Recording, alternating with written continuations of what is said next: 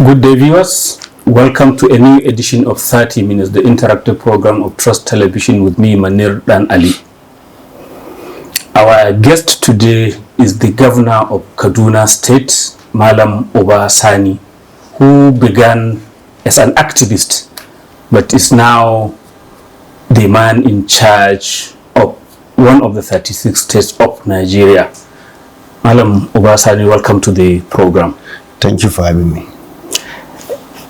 As I did say, you started out as an activist. How has the transition been that you are now the man in charge of a whole state and you have to deal with all its affairs in all areas, from security to the economy to day-to-day issues and what have you? So thank you very much, Madam Manir, for having me again. Number one, I will say that it has been a very difficult transition, but I can say that it has been successful so far. As you said, I started as an activist. I was among the few Nigerians that fought for the enthronement of democracy in Nigeria, alongside some of my colleagues. Some are alive, some we lost them. The likes of Chief Gani Fahimi of blessed memory, the likes of Dr. Bekore Sonkutu of blessed memory. Today, some of our colleagues that we fought for the enthronement of democracy together with them are still pushing for rule of law, justice, freedom, and equity in our own country. Because of my background as a civil rights activist, of course, that was the reason why I made it clear to them that we have to relegate politics and focus on governance. But is it not a different form of politics? Yeah, still? I know it's difficult, but I feel that's the best way to move, and we have seen results.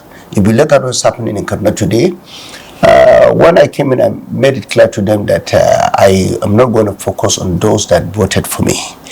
I'm going to focus on everyone.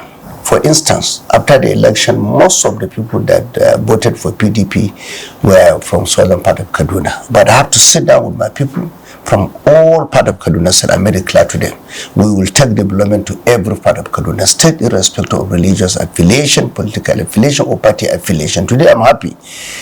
We have been able to achieve a lot, and that is the reason why, as I'm speaking with you, members of this PDP of the House of Reps that were elected under the floor of PDP have now defected to APC. The people who voted for you may feel estranged that here you are bending over backwards to serve those who didn't vote for you, who are indeed indigents of the state, but who made their own choice, and the ones who chose you are getting the wrong end of the stick. The one that elected me have also been taken care of. The only difference is that we decide to share the project equally.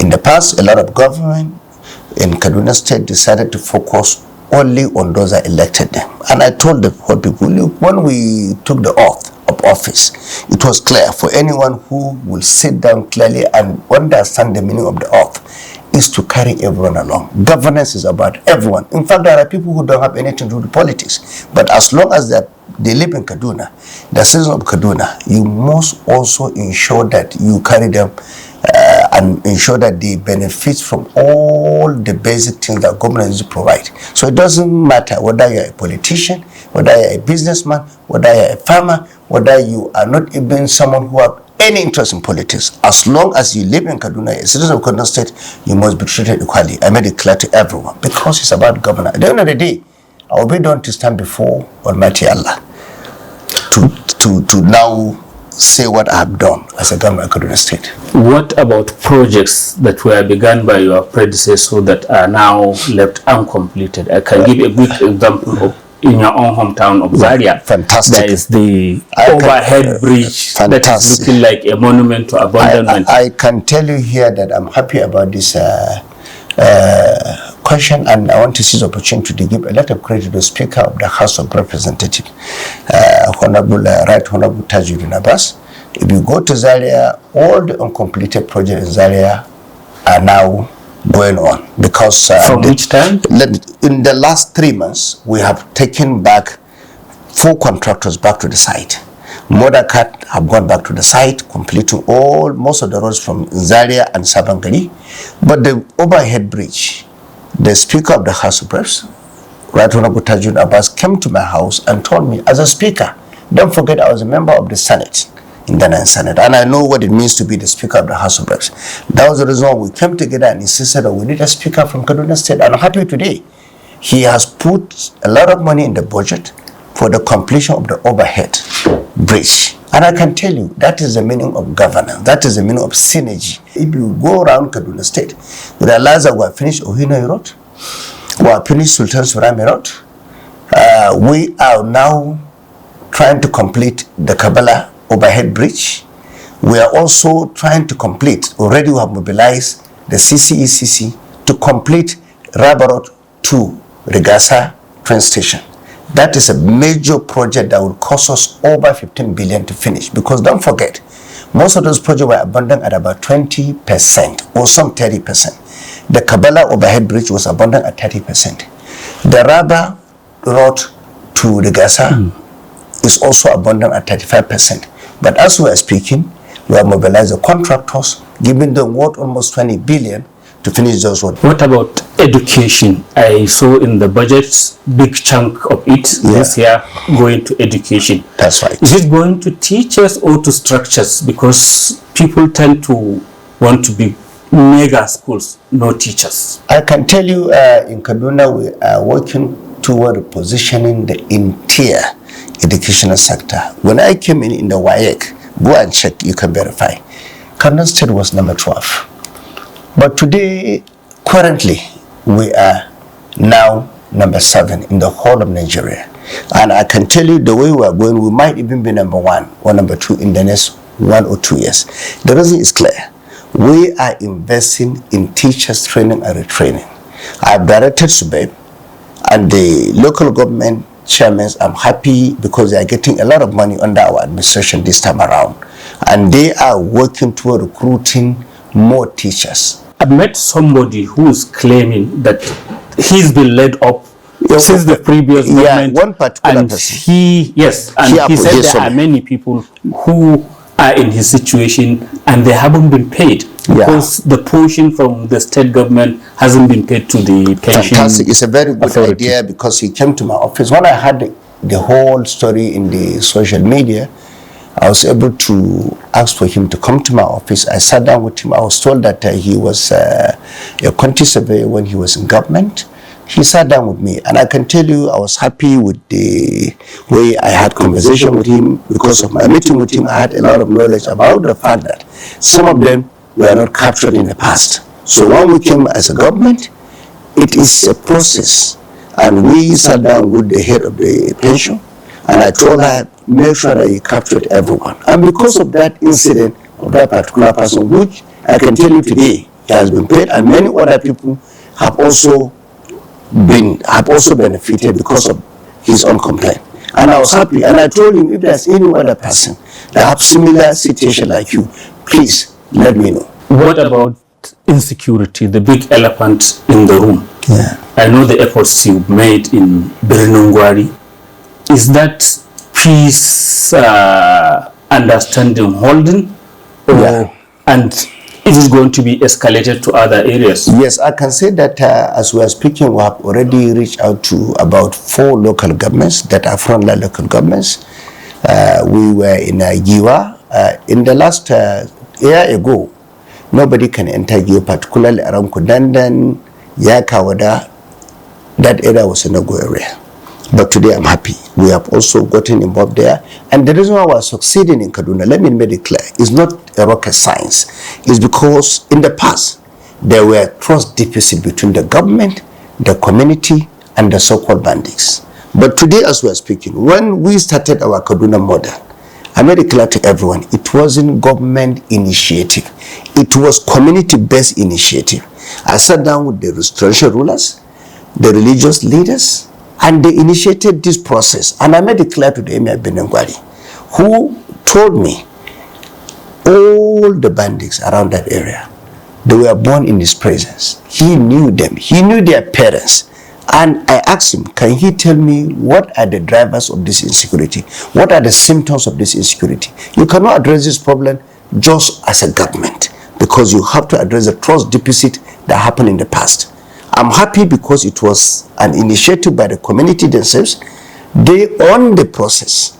And when they came to me, I told them, before I got involved, or the NSS office got involved, you have to give me assurance that we are going to make progress this time around. Well, it appears to be like breaking down, because there are reports that some of the increased activities in neighboring states is because of those who moved from Birenungwari and some of the other areas. Yes. And even as late as 2 days ago, I saw a report that in Giwa, there are factions of the different bandits that were even fighting among themselves. I can tell you here that when we started this process, we never told anyone that we can finish it in 6 months. It's a process. Today, we have about 6 to 7 markets in Benungwari that were closed. You go to Benungwari, all those markets are open. On a daily basis, we always have at least 25 to 30 trailers, moving from Benungwari to Lagos with cows there. The economic activities has improved. We opened our grains market in Benungwari, and that improved the economic prosperity of our people. The villagers, the rural people are now seeing business. They are now seeing a lot of activities. For me, that was the reason why we initiated, but you cannot really achieve this process within 6 months or even a year. I saw a report where some of the people that were kidnapped by some bandits, they were released through our Kaduna model, and as we are speaking, they were handed over to the government of Niger State. They are from Niger State. So the effort is little result. Even supporting other states. Yeah, Excellency, I want us to discuss it in a bit of more detail when we come back from this short break. Thank you very much. Welcome back. It is still 30 minutes, the interactive program of Trust Television, and our guest today is the Governor of Kaduna State, Gov Uba Sani. Your Excellency, before we went on break, you are talking about the Birenungwari model, how it is working, how in some areas it's already attracting the attention of neighboring states. But do you reckon that appeasing criminals is a strategy that will work, because it's not exactly new? Governors have tried it before and it collapsed. I can tell you, and when I'm explaining, I want you to give me time to explain this thing carefully, so that viewers will understand, Nigerians will understand. Manir, I can tell you here that when I was in the National Assembly as a senator, I moved not less than 3 to 4 motions, insisting that we can only win this through kinetic approach. But I can tell you, when I sat down critically before I left the National Assembly, I look at the laws of the country, particularly those that affect the issue of security in Nigeria. For instance, the number of illegal firearms in circulation in Nigeria is something that is extremely unacceptable, because the United Nations report made it clear to all of us, you can read that report, that out of the 350 million illegal firearms in circulation in West African sub-region, about 250 million are domiciled in Nigeria. You know the reason? Because our laws are weak. Our Firearms Act is clear. Only the President of Nigeria can approve the use of AK-47. Some of us, when we came in, we recruited a lot of vigilantes. So, southern part of Nigeria, the southwest, came up with Amotuku, Kaduna, Sokoto, Katsina, recruited thousands of their own vigilance services. But I can tell you today, the laws are clear. They cannot use AK-47. That is the fact of the matter. And when the children of Kuriga were kidnapped, numbering about 137, in Kuriga alone, we have hundreds of vigilant groups that were supported by the government, funded by the government. Unfortunately, it takes very few bandits to to come to Kuriga and took away 137 because they came with sophisticated weapons. Some are AK-47 and even some are more sophisticated than AK-47. So what are we talking about? We are sending our people to death.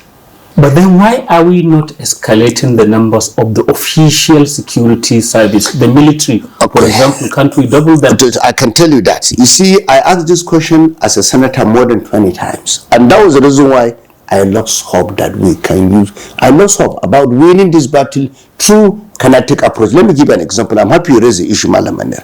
In the whole of Nigeria, go and check, call any military officer, from Chief of Defense Staff, General Musa, down to the Chief of Army Staff, and coming to all the service chiefs. They will tell you the entire military personnel in Nigeria, they are not up to 300,000. So doubling them is impossible? It's impossible because the process of recruiting military, that's what they told me when I asked questions. I asked more than 20 questions. Because we've had the problem for more than a decade. And I can tell you, if we started somewhere, we could have gone. In 1970s, the number of the military personnel in Nigeria were more than 300,000. Today, in 2025, they are less than 300,000. So you have to access it. That's number one. Number two, the entire police personnel in Nigeria, as we are speaking today, they are less than 400,000. That is a fact. And because of that, we have a lot of ungoverned space in Nigeria, particularly when you come to some areas in the northwest. Most of those vast land, they were ungoverned. I also sponsored the bill for the creation of state police. Everywhere around the world, including America, you will have the federal police force and the state police force because it is critical. But some people at that time, I wasn't even a governor, I was a senator. And I insisted that we need state police, because if we have a state police, instead of this local vigilante that they cannot hold AK-47, state police can hold AK-47. And nobody will sit down in Benengwari. He is born in Benengwari, his mother is in Benengwari, his father is in Benengwari. He will allow one bandit to come and rape his mother, rape his sister, rape his wife, and carry someone to the bush. When he is a police officer with AK-47, it's not possible. Can we go local? Because I want to touch on something that state governors don't like being touched. That is local government. Yeah. Why are you governors not wanting to let them breathe? I can tell you this. Only last 2 weeks, the local government chairman in Kaduna, without even me talking to them, they came out to declare the vote of confidence in Kaduna. If you come to, I will tell you that. But have you allowed them to open their account with the CBN so that their money can go directly to them? As far as I'm concerned, yes. Let me tell you, even 2 weeks ago, I was a Minister of Justice and Attorney General. He had conversation with me. We sat down with him for 2 hours in Saudi Arabia. He visited my own room and we sat down. And I told him, I, for one, I'm in support of the local government autonomy because I came from the grassroots.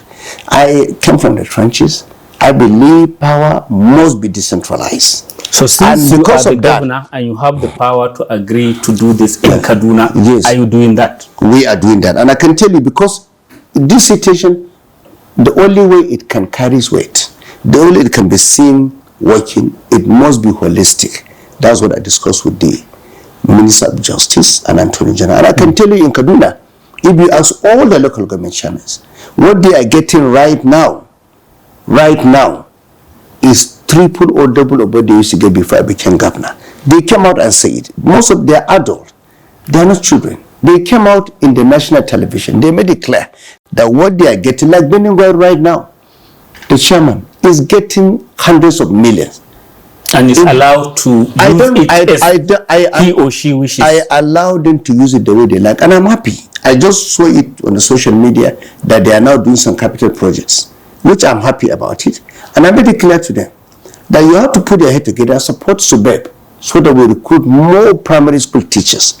Because when I give you the opportunity to use your money, but also use the money in the right way by recruiting more teachers, also looking at the way you can also work toward doing some project that would affect the lives of our people, particularly those at the grassroots level. What about health? Because you appear to be keen to speak on health. When I came in, I made it clear that healthcare can never be a privilege. It is a fundamental right of the people of Kaduna State, particularly the grassroots people. And what did we do?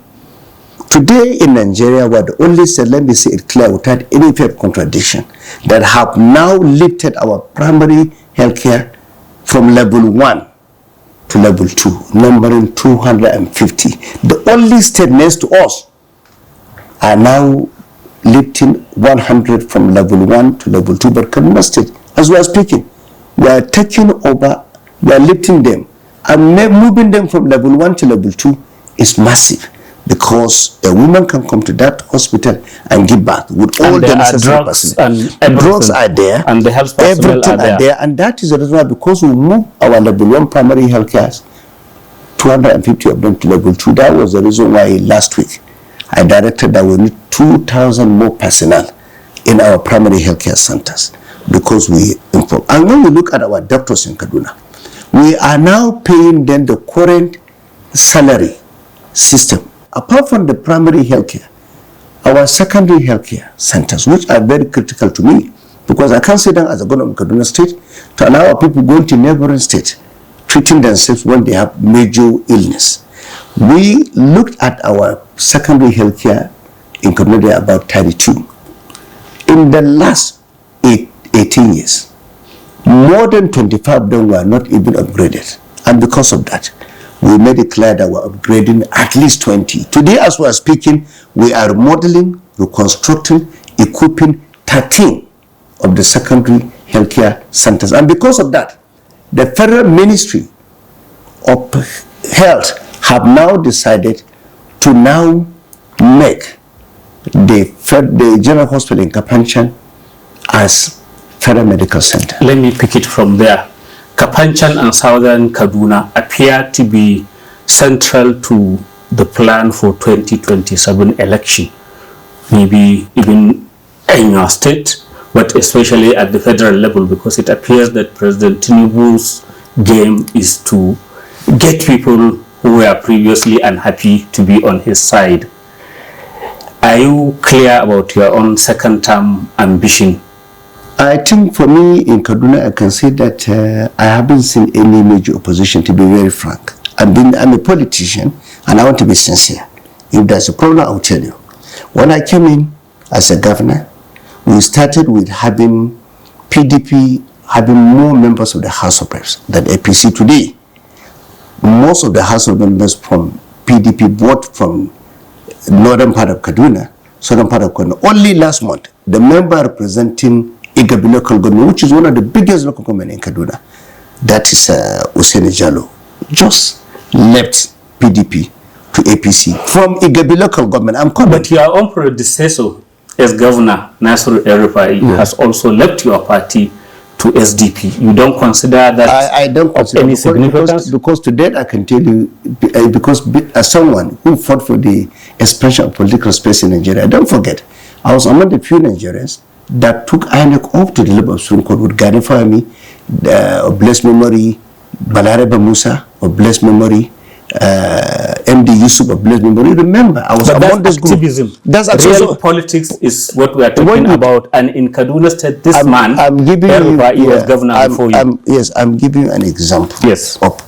what I know about politics. So SDP, what is SDP? Let's be frank and sincere.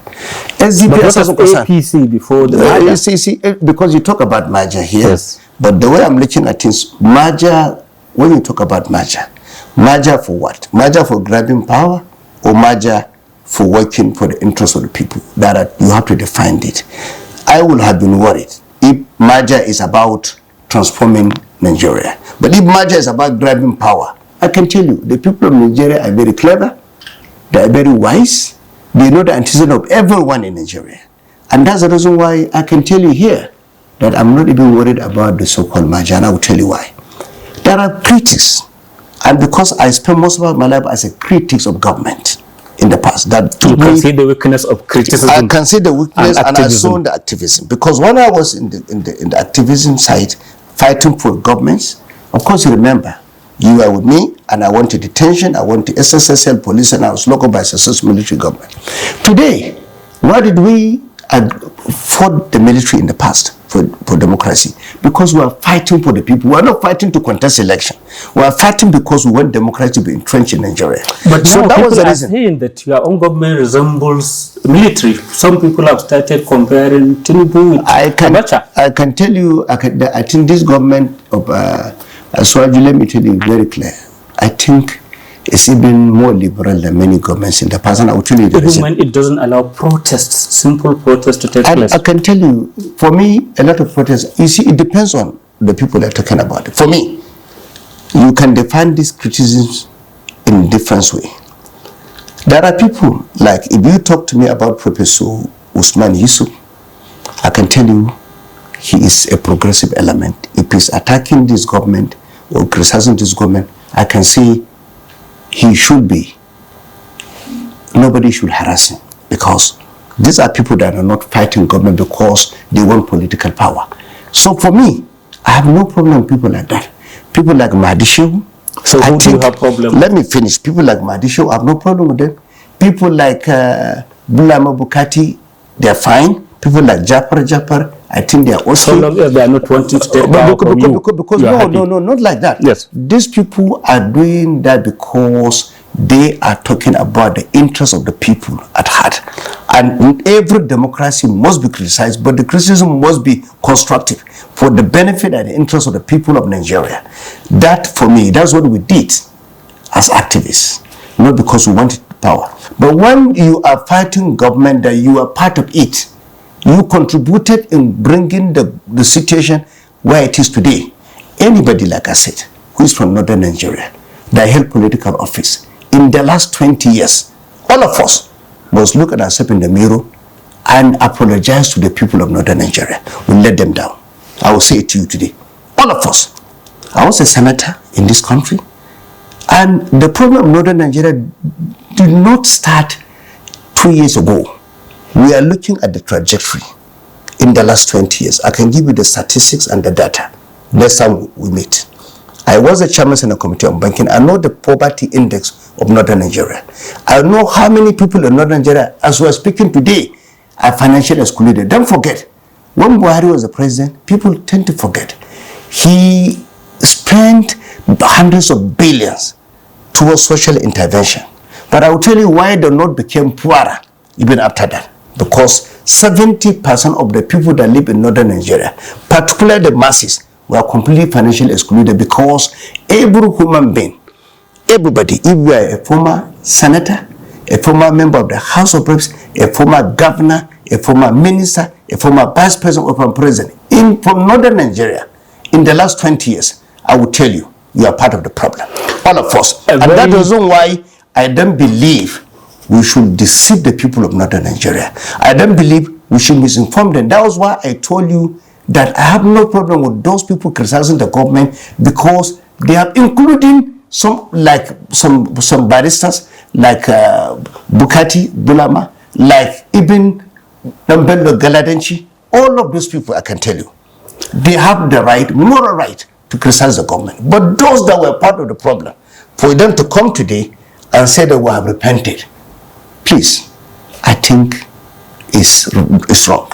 Your Excellency, thank you very much. I'm afraid we have run out of time, but it is getting very interesting. I will have wished we could be here for longer. I need more time because I have a lot to say.